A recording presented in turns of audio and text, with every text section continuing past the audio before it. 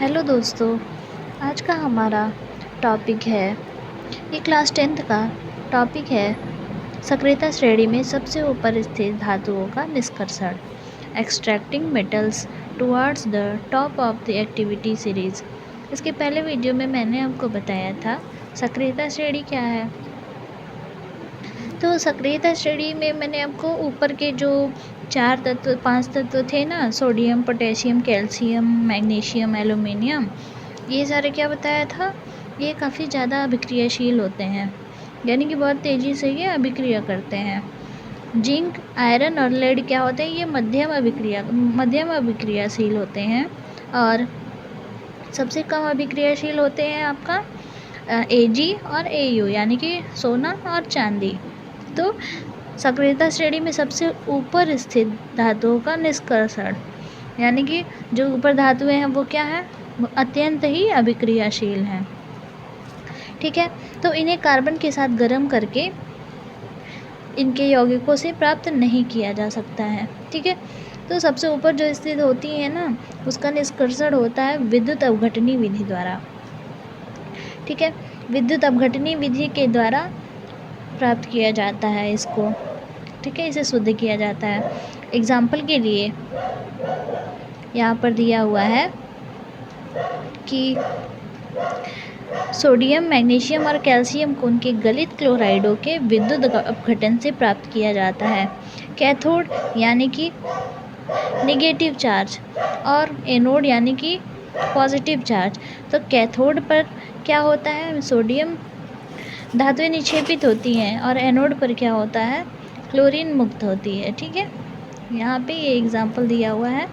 Cathode पर क्या हो रहा है, यहाँ सोडियम का अपचयन हो रहा है और यहाँ पर एनोड पर क्या हो रहा है, क्लोरीन मुक्त हो रही है। ठीक है, क्या होता है, सक्रियता श्रेणी में सबसे ऊपर स्थित धातुओं का निष्कर्षण विद्युत अपघटनी अपचयन द्वारा किया जाता है। ठीक है, उदाहरण के लिए सोडियम, मैग्नीशियम और कैल्शियम को उनके गलित क्लोराइडों के विद्युत अपघटन से प्राप्त किया जाता है। कैथोड पर धातुएं निक्षेपित होती हैं, एनोड पर क्या होती है, क्लोरीन मुक्त होती है। ठीक है, ये हो गया हमारा सक्रियता श्रेणी में सबसे ऊपर स्थित धातुओं का निष्कर्षण। अब बात करेंगे हम धातुओं का परिष्करण, यानी कि रिफाइनिंग ऑफ मेटल्स। तो जो भी ऊपर की प्रक्रियाएं थी ना, क्लोरीन मुक्त हो रही थी, तो क्या होता है, उपयुक्त प्रक्रियाओं से प्राप्त धातुएं पूर्ण रूप से शुद्ध नहीं होती हैं, इनमें कुछ अशुद्धियाँ होती हैं। तो क्या इसमें सबसे प्रचलित विधि क्या होती है, विद्युत अपघटनी विधि। ठीक है, इसके लिए सबसे पहला विधि है द्रवीकरण। ठीक है, अयस्क से प्राप्त धातु शुद्ध नहीं होती है, ये तो आपको पता है। इसमें विभिन्न प्रकार की अशुद्धियाँ होती हैं, अशुद्धियों को निकालने के लिए हटाने का प्रक्रम क्या कहलाता है, धातु परिष्करण कहलाता है। धातुओं का परिष्करण उनमें उपस्थित अशुद्धियों की प्रकृति पर निर्भर करता है कि किस कैटेगरी के उसकी अशुद्धियाँ हैं, उस हिसाब से हम धातुओं का परिष्करण करेंगे। तो सबसे पहला आता है द्रवीकरण। इसमें क्या होता है, इस प्रक्रम का उपयोग निम्न गलनांक वाली धातु के लिए किया जाता है। निम्न गलनांक वाली धातुएं कौन कौन सी होती हैं, टिन होती है, लेड होती है। ठीक है, उसको शुद्ध करने के लिए किया जाता है। इस प्रक्रम में क्या किया जाता है, एक ढाल वाली प्याली यूज करते हैं। ठीक है, ढाल वाली प्याली यूज करेंगे और इस प्याली को धातु के गलनांक से अल्प ऊपरी ताप पर रखेंगे। अशुद्ध धातु को प्याली के शीर्ष पर रखते हैं। ठीक है, शीर्ष पर रखा जा रहा है अशुद्ध धातु को, धातु पिघलेगी और प्याली के नीचे की ओर आ जाएगी और अगलनीय अशुद्धियाँ शेष बच जाएंगी। यह विधि टिन शुद्धिकरण कहलाती है।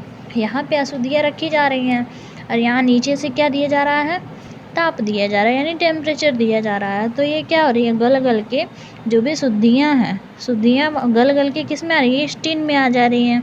लेकिन जो अशुद्धियाँ हैं वो क्या रह रही हैं, वो अगलनीय है, ये क्या रह जा रही हैं, वहीं ऊपर शीर्ष पे ही उस प्लेट में रह जा रही हैं। ठीक है, ऐसे हो गया कि द्रवीकरण के विधि द्वारा शुद्ध किया जा रहा है। अब सेकंड क्या है, खरपरण। ठीक है, इस विधि का उपयोग सिल्वर को लेड युक्त अशुद्धियों से शुद्धिकृत करने में किया जाता है। अशुद्ध सिल्वर को अस्थि की राख से बने पात्र में वायु की उपस्थिति में गर्म किया जाता है। यह पात्र क्या कहलाता है? खप्पर कहलाता है। अस्थि की राख से बना हुआ पात्र होता है, उसको वायु की उपस्थिति में गर्म किया जाता है। ये जो पात्र होता है ना, उसको खप्पर कहते हैं। पात्र में सब बर्तन। लेड मोनोऑक्साइड में ऑक्सीकृत हो जाता है। अधिकांश लेड मोनोऑक्साइड की वायु की भट्टी में लिया जाता है, जहाँ लेड मोनोऑक्साइड का शेष भाग पिघलता है तथा अस्थि की राख द्वारा अवशोषित हो जाता है और शुद्ध सिल्वर क्या होता है? बच जाता है। क्या किया जाता है? अस्थि का पात्र लिया जाता है, जिसे पात्र खप्पर कहते हैं। उसको वायु की उपस्थिति में गर्म किया जाता है। लेड क्या होता है? लेड मोनोऑक्साइड में ऑक्सीकृत हो जाता है। अधिकांश लेड मोनोऑक्साइड की वायु की भट्टे में लिया जाता है, जहाँ लेड मोनोऑक्साइड का शेष भाग पिघल जाता है और जो अस्थि की राख द्वारा जो और भी चीज़ें होती हैं वो उसमें अवशोषित हो जाती है और शुद्ध सिल्वर क्या होती है? बच जाती है। ठीक है। थर्ड हो गया हमारा विलोडन। तो इस विधि का प्रयोग कॉपर को शुद्ध करने के लिए किया जाता है।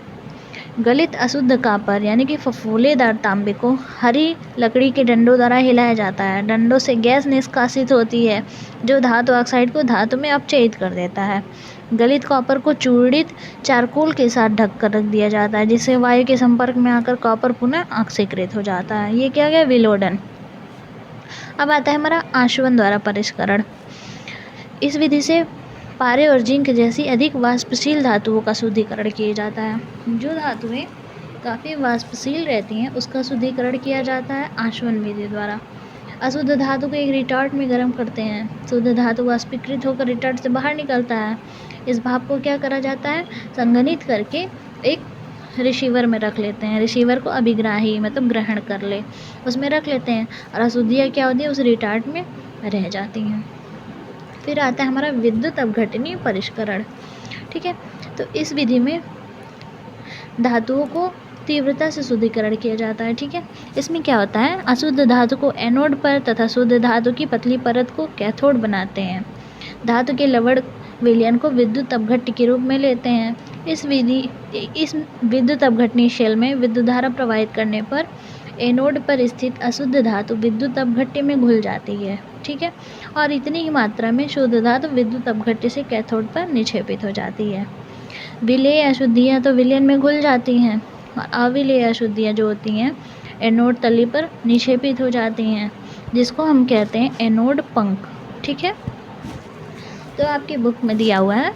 इस विधि का उपयोग धातु के तीव्रता से शुद्धिकरण के लिए किया जाता है। इस प्रकार अनेक धातु aluminium, copper, tin, lead, gold, zinc, chromium को इस विधि द्वारा शुद्ध किया जाता है। अशुद्ध धातु को एनोड बना दिया जाता है और शुद्ध धातु की पत्ती कैथोड के रूप में काम करती है। धातु के लवण का विलयन विद्युत अपघट्य की तरह कार्य करता है। ठीक है। ये हो गया आपका विद्युत अपघटनीय परिष्करण। इसके बाद हमारा आता है संक्षारण यानी कि कोरोजन। संक्षारण क्या होता है? तो हम सभी लोग जानते हैं कि हमारे आसपास कोई भी धातु, जो भी धातुएं हैं, अपने आसपास में आर्द्रता पाते हैं, यानी कि ऑक्सीजन होता है जल से अभिक्रिया कर लेती है, तो क्या होती है? वह संक्षारित होने लगती है। और संक्षारण के कारण ही कार के जो ढांचे होते हैं ना, वो क्या हो जाते हैं? उस पर जंग लग जाता है। उसे आप हिंदी में ऐसे मतलब अपनी घरेलू लैंग्वेज में कहते हैं मुर्चा लग जाना। ठीक है। तो क्या होता है? मुर्चा लग जाता है। जो लोहे के पोल होते हैं वो सब भी मूर्छा लग जाता है उसमें। लोहे की रेलिंग्स जो होती हैं वो ख़राब हो जाती हैं धीरे धीरे। जो भी चीज़ें लोहे से अधिकतर बनी होती हैं उसमें क्या होती है? क्षति पहुंचती है। ठीक है। तो ये हमारा क्या कहलाता है? संक्षारण कहलाता है। अब संक्षारण की कुछ अभिक्रियाएँ होती हैं। तो जंग लगना, सिल्वर पर यानी कि चांदी पे जब जंग लगता है तो क्या होता है? वो काला हो जाता है। ठीक है। देखिए, चांदी को वायु में कुछ दिन के लिए खुला छोड़ देंगे तो वो काला पड़ जाएगा। सिल्वर का वायु में उपस्थित सल्फर के साथ अभिक्रिया करके सिल्वर सल्फाइड की परत बनाने के कारण ऐसा होता है, यानी कि वो सिल्वर सल्फाइड का परत बना लेता है। आपकी माताएं, ठीक है, या आपकी मम्मी जो भी हैं वो क्या कहते हैं, पायल पहनती है ना, तो वो पायल पहनती तो आप देखेंगे पहले नया नया लेके आती तो काफ़ी चमकदार होता है, लेकिन क्या होता है वो पैरों में होता है, उसमें हवा लगती है, तो क्या होता है कुछ टाइम के बाद 1 महीने 2 महीने 6 महीने के बाद क्या होता है चांदी काला हो जाता है। ठीक है। फिर वो उसे साफ़ करते हैं। ठीक है, ये हो गया आपका एक एग्ज़ाम्पल। दूसरा एग्ज़ाम्पल है हमारा कॉपर, यानी कि तांबे को जब रखते हैं, जब तांबा ना वो क्या कहते हैं, पानी तांबे पे पड़ता है या फिर वो बाहर की चीज़ों से अभिक्रिया करता है तो क्या होता है, हरे रंग का परत चढ़ जाता है। ठीक है, जो कि बेसिक कॉपर कार्बोनेट होता है। ये क्या करता है, आर्द्र कार्बन डाइऑक्साइड के साथ अभिक्रिया कर लेता है जो वायु में उपस्थित होती है। इसकी सतह से भूरे रंग की चमक क्या होती है, धीरे धीरे समाप्त हो जाती है और हरे रंग की परत चढ़ जाती है जो कि बेसिक कॉपर कार्बोनेट होता है। ठीक है, अधिक समय तक आर्द्र वायु में रहने पर, यानी कि जल के संपर्क में आने पर या नमी के संपर्क में आने पर लोहे पर क्या होता है, भूरे रंग का परत चढ़ जाता है, जिसे लोहे की जंग कहते हैं, जिसे मूर्छा कहते हैं। ठीक है, तो संक्षारण कहते हैं उसको। अब संक्षारण से सुरक्षा कैसे कैसे की जा सकती है, तो क्या करते हैं, हम अपनी रेलिंग्स पे क्या करते हैं, पेंट लगा देते हैं, तेल लगा देते हैं, ग्रीस लगा देते हैं। यशद लेपन क्या होता है, एनोडीकरण मिश्र धातु बनाकर लोहे को बचाया जा सकता है। ठीक है, यशद लेपन क्या होता है, लोहे तथा इस्पात की वस्तुओं पर जस्ते की पतली परत जो चढ़ा दी जाती है उसको यशद लेपन कहते हैं। लोहे पे क्या जिंक की पतली परत चढ़ाई जाती है जिससे उसका संक्षारण ना हो, यानी कि करोजन ना हो। ये कहलाता है हमारा यशद लेपन, यानी कि गैल्वेनाइजेशन। दूसरा हमारा टिन प्लेटिंग एवं क्रोमी प्लेटिंग। तो टिन एवं क्रोमियम धातु एक संक्षारण रोधी धातु कहलाती है। जब लोहे की वस्तु पर टिन धातु की पतली परत को चढ़ाया जाता है तो क्या होती है, ये संक्षारण होने से सुरक्षित हो जाती है। अब धातुओं को मिश्र धातु में बदल दिया जाता है। ठीक है, दो या दो से अधिक धातुओं को आपस में मिश्रित किया जाता है तो क्या हो जाता है, वो मिश्र धातु हो जाता है। यहाँ कम क्रियाशील धातु जैसे क्रोमियम या मैग्नीशियम आदि का उपयोग किया जाता है। इसे तैयार करने के लिए पहले मूल धातु को गलित अवस्था में लाया जाता है, उसके बाद क्या किया जाता है, एक निश्चित अनुपात में उसको मिला दिया जाता है, फिर उसे कमरे के ताप पर ठंडा कर दिया जाता है। ठीक है, ये हो गया हमारा। अब मिश्र धातु क्या होता है, जब दो या दो से अधिक धातुओं को एक निश्चित अनुपात में मिलाकर पिघलाया जाता है तो धातु आपस में मिल जाती हैं, फिर क्या बनती है, एक समांग मिश्रण बन जाती है जिसको क्या कहते हैं, मिश्र धातु कहते हैं। जो शुद्ध सोना होता है ना, 24 कैरेट का होता है, उसका उपयोग क्या किया जाता है, सोने के आभूषण बनाने के लिए किया जाता है। और इसको जो कठोर बनाने के लिए, ये काफ़ी लचीला होता है, इसको कठोर बनाने के लिए इसमें चांदी या तांबा मिलाया जाता है। ठीक है, और अधिकतर जो हम लोग ख़रीदने के लिए जाते हैं दुकानों पे वो 22 कैरेट का ही होता है सोना।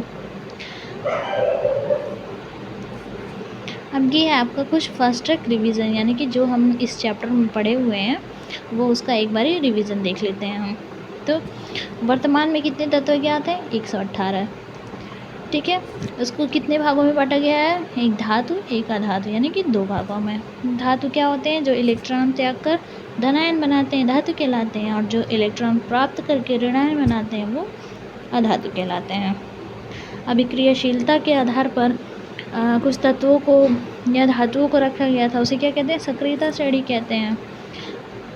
हाइड्रोजन सबसे ऊपर रखी धातु, जैसे पोटेशियम, सोडियम, कैल्शियम, ये जो होती हैं उच्च क्रियाशील होती हैं। बीच की जो थी वो क्या थी, मध्यम क्रियाशील थी, यानी कि। और सबसे नीचे की जो धातुएं थी, यानी कि सोना और चांदी, ये क्या थी, सबसे कम क्रियाशील धातु थी। ठीक है, किसी परमाणु से दूसरे परमाणु पर इलेक्ट्रॉनों के पूर्ण स्थानांतरण द्वारा बनने वाले आयनिक बंध युक्त यौगिक को क्या कहते हैं, आयनिक यौगिक कहते हैं।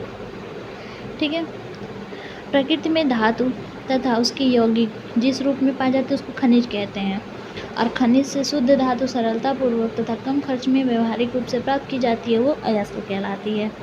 अयस्क में बहुत सारे अशुद्धियाँ होती हैं, इसे क्या कहते हैं, गैंग कहते हैं, या इसे मैट्रिक्स भी कहते हैं। धातु को अयस्क से अलग करने की विधि क्या कहलाती है, धातुकर्म कहलाती है। अयस्क से मिट्टी, रेत इत्यादि को अलग करने का क्या कहते हैं, समृद्धिकरण कहते हैं या सांद्रण कहते हैं। सल्फाइड अयस्कों का सांद्रण कैसे किया जाता है, फेन प्लवन विधि द्वारा किया जाता है। सांद्रित अयस्क को वायु की अनुपस्थिति में उसके गलनांक के नीचे उच्च ताप पर गर्म करने की प्रक्रिया को क्या कहते हैं, हम निस्तापन कहते हैं। ठीक है, आज का ये हमारा सेशन समाप्त हुआ। अब हम नेक्स्ट चैप्टर पे आएंगे। ठीक है, आपको हमारा वीडियो अच्छा लगे तो लाइक शेयर सब्सक्राइब जरूर करें। Thank you.